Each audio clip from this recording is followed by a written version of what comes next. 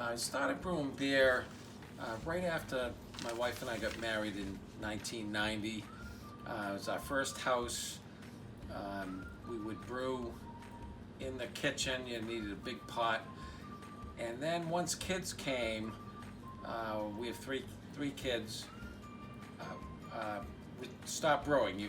We got busy, and then we moved in 1999. And the equipment that I had, the bottles, the glass carboys, everything went in our garage underneath a set of stairs, and it sat there until about a couple of years ago. My oldest son, when he turned 21, got a Christmas gift from my daughter Katie, and it was a department store kit to brew beer. And then I said, do you want to start brewing?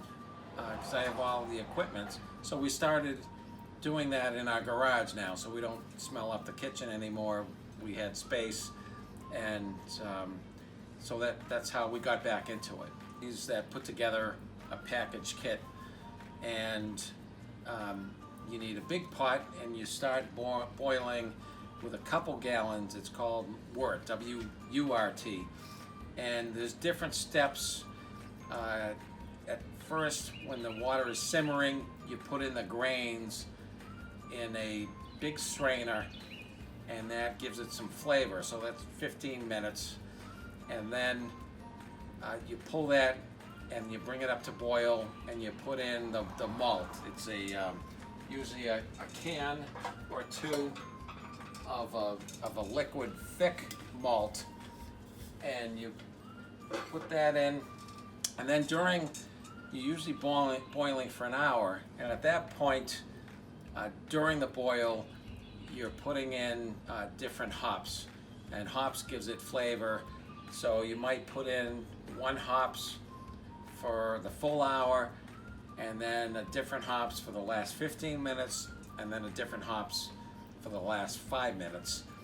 And depending on the ingredients, sometimes you add, like in the fall, you add some pumpkin flavoring during the process, depending on what type of beer you're brewing.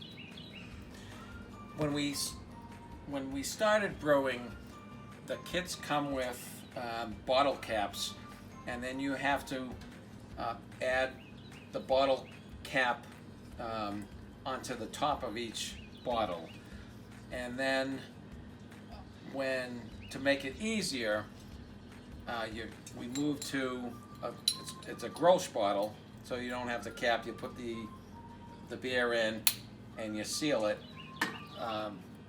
So typically when you're bottling, you then have to wait another 3 weeks for the natural carbonation to take place.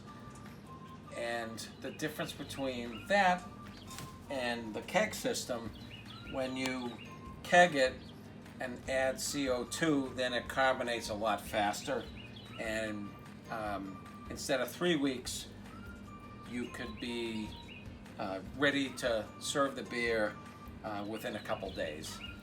So there's a process called forcing carbonation. So you crank up the CO2. The CO2 helps convert the beer and give it the carbonation. So if you're pressed on time, you push the pressure up, and then you take the keg and you roll it on the garage floor, like down 15 feet back. And we do that a couple times, so it's taking the carbon dioxide from the tank and mixing it in. So I've learned that from a tip at the store we buy ingredients from.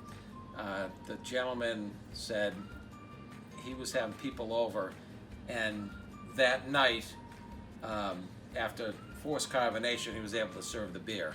So he was under pressure, and that's how you quickly carbonate it. Homebrew Emporium that we found, and they make kits, so you can make your own beer, picking up different grains, malts, but they have kits, and depending on the season, like they'll have Oktoberfest in the fall. They'll have a certain beer during March for St. Patrick's Day, stouts. But they also sell equipment. You can buy anything online, but I like going to the store because they're very knowledgeable. They give great tips, recommendations for different equipment or strainers that you might use. I brew beer with my oldest son, Michael. It's fun to do. I like trying different beers, and I like people's feedback when they come to try a beer. It's just different. It's not your run-of-the-mill, say, your regular Bud or Bud Light. It's good stuff. So years ago, people used to think that you're making homebrew. Oh, it tastes funny. It's really good beer, and it's just I like it kind of as a hobby. In the fall, we decided to do an Oktoberfest in our garage. So it made me clean out the garage, which was it was a long time due.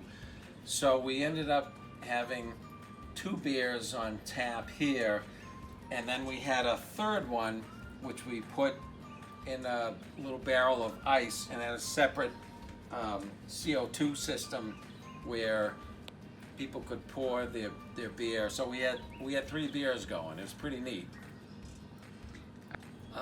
Most of the time we have 2. So this fridge will hold 2 what they call Cornelius kegs, and these are the kegs that Coca-Cola syrup used to be, or maybe they're still served in. But you can use these. They hold about 4.5 gallons of beer. It's equivalent to around 2 cases.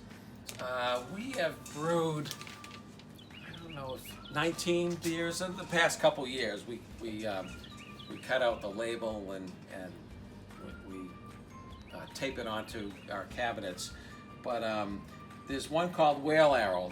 That's been a really good one. It's probably the second time we're making it.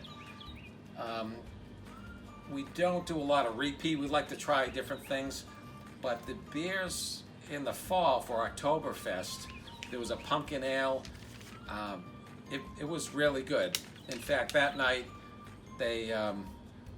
our friends that were here, they finished that keg. So that was a sign that was a good beer.